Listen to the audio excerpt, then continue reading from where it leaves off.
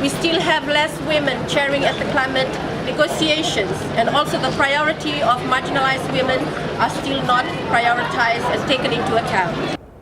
The ability of human beings to mitigate and adapt to the effects of climate change is related to social factors such as gender.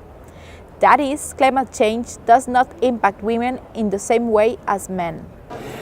In general, I think a lot of people would agree, and studies have proven that women are indeed more vulnerable. That has to do with the fact that women very often are disadvantaged in societies already.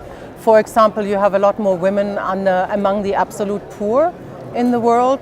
And so if you are already in a situation where you have less power, you don't have access to finance, you don't have access to other resources, you don't have access to capacity building, nobody is asking your opinion. And again, in many countries of the world, still gender discrimination is a fact of life to either legal or cultural issues, then you become much more vulnerable to the effects of climate change.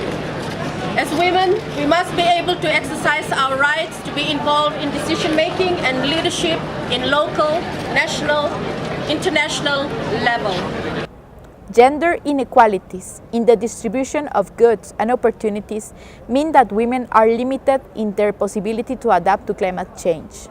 However, this issue is considered in the negotiations at COP22. According to the statistics, the majority of the poor are women, which means that women have less knowledge, less capacity, less access to participating and making decisions and contribute to actions of climate change.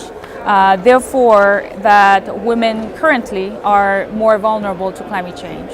We need to include women in the decisions, the accords, the policies that we are making.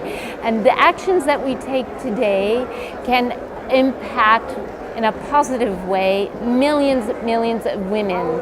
This is a new future, and it can be the difference between hunger and food security, between poverty and prosperity.